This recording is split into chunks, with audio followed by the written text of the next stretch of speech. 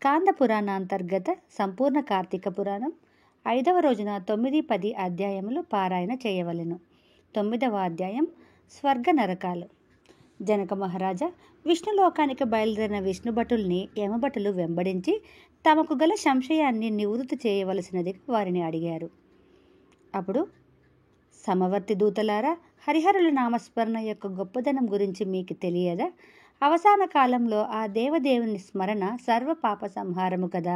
అందువల్ల మేము అజామిలుణ్ణి తీసుకువెళ్తున్నాము అన్నారు. అయ్యలారా, అధర్మ ప్రవర్తన గల వ్యక్తి చేయు పాపకృత్యములకు తగిన దండన విధించవలెను కదా.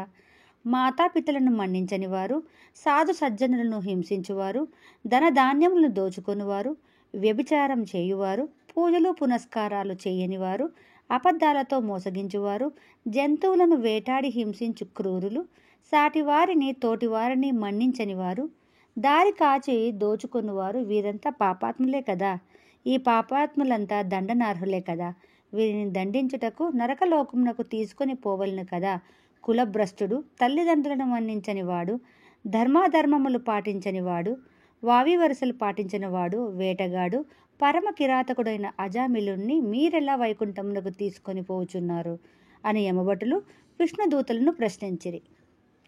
అయ్యలారా, సత్పురుషుల పుణ్యకార్యములు చేయువారు, యజ్ఞయాగాదులు నిర్వహించువారు, తల్లిదండ్రులను మన్నించువారు, పెద్దలను గౌరవించువారు, దానములు చేయువారు, వంచన చేయనివారు, సతీపతి ధర్మాన్ని మన్నించువారు, పశుపక్షాదులను ప్రేమించువారు, సంతర్పణలు పూజలు చేయువారు, ఆర్తులను ఆదుకొనువారు పుణ్యాత్ములు. స్వర్గంలో వీరందరికీ చోటు ముక్తి కలుగును. ఎవరి ఇంట హరికథా కాలక్షేపములు, భాగవత రామాయణ పారాయణలు జరుగుతుంటాయో, ఎవరి ఇంట పూజలు భజనలు వ్రతాలు జరుగుతుంటాయో అట్టి వారికి పుణ్యం వర్తిస్తుంది. వారికి పాపాలు అంటవు. ఎవరి పుణ్యక్షేత్రాలు దర్శిస్తారో, ఎవరు పుణ్యతీర్థాలలో స్నానం ఆడతారో అట్టివారు అధోలోకాలకు పోరు, ఉత్తమ గతులను పొంది పుణ్యలోకాలను చేరుకుంటారు. అయ్యలారా, పాపపుణ్యాలను సంబంధించిన ముఖ్యమైన విశేషాన్ని విన్నవిస్తాను, వినండి.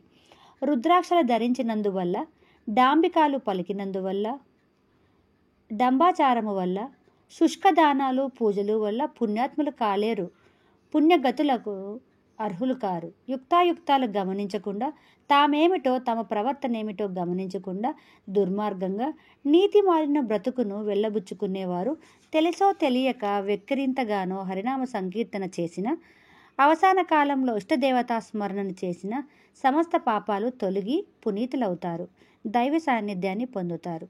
అటువంటి వాడు అజామిలుడు.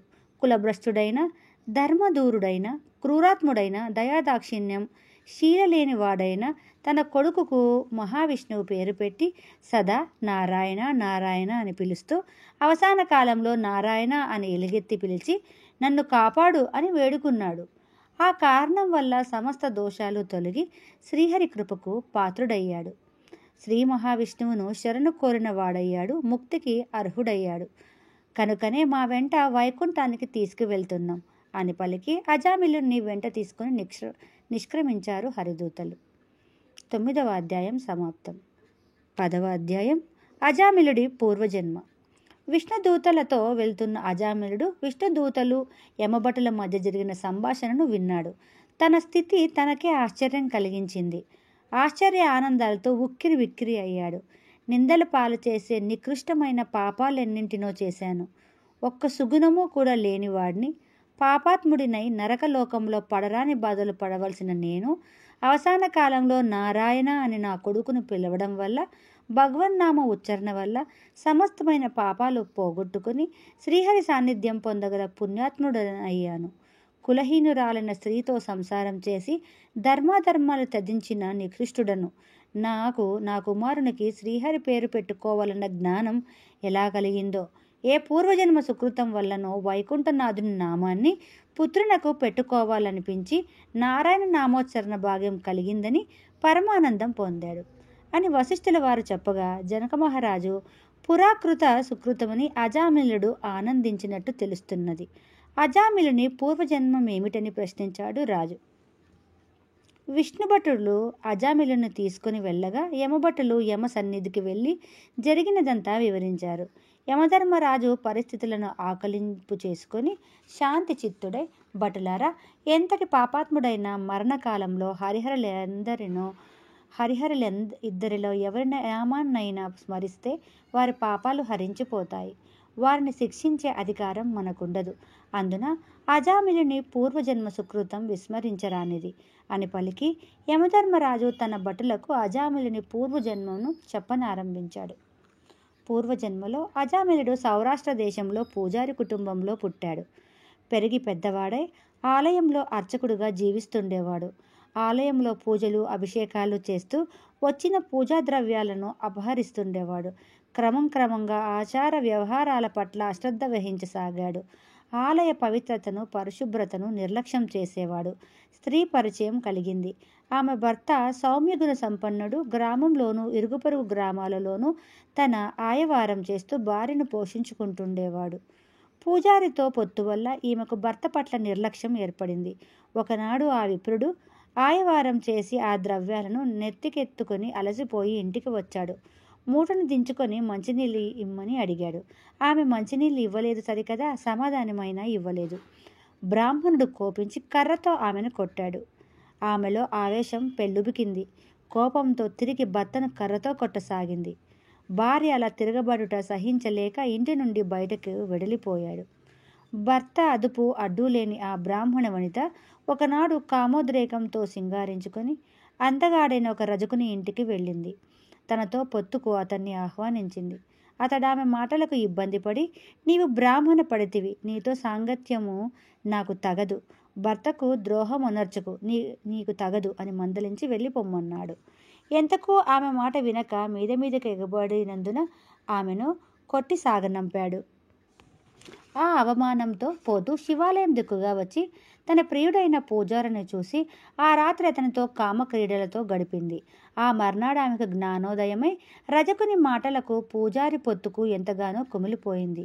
భర్త పట్ల ప్రేమాభిమానాలు, గౌరవాలు పెళ్ళుబికి అతన్ని అన్వేషించి ఇంటికి తీసుకువచ్చి భర్తతో శేష జీవితాన్ని గడిపింది. మరికొంతకాలానికి శివాలయ పూజారి మరణించాడు. రౌరవాది నరకాలన్నీ అనుభవించి అజామిలునిగా సత్యనిష్ఠునికి జన్మించాడు. విప్రుడి భార్య కూడా ఆ తదుపరి మరణించి నరక బాధలను అనుభవించి కన్యాకుబ్జ దేశంలో శూద్ర స్త్రీగా జన్మించింది. జనన కాలంలో ఆమె తండ్రి ఆమె జాతకాన్ని చూపించగా ఆమె జాతకం మంచిది కాదని తండ్రికి గండమని చెప్పడంతో తండ్రి పసిగుడ్డును ఇంటికి దూరంగా వదిలిపెట్టేశాడు. ఆ పసికందును ఒక బ్రాహ్మణుడు తీసుకువచ్చి పెంచి పెద్ద చేశాడు. ఆ కులహీనురాలిని విప్రుడు పరిగ్రహించాడు. జన్మాంతరాలలో చేసిన పాపాలు భగవన్నామస్మరణతో తొలగిపోతాయి. కనుకనే అజామిలునికి నరకానికి తీసుకురావలసిన స్థితి కలగలేదు. జనక మహారాజా, శ్రీహరిని కీర్తించడం వల్ల, నామాన్ని ఉచ్చరించడం వల్ల, భక్తితో సేవించడం వల్ల పాపాలు నశిస్తాయి.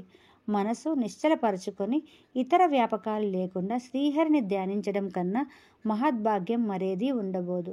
ముక్తి మోక్షాదులకు హరినామస్మరణ దివ్యమైన సాధనం అని వివరించాడు రాజర్షి వశిష్ఠుడు. 10వ అధ్యాయం సమాప్తం.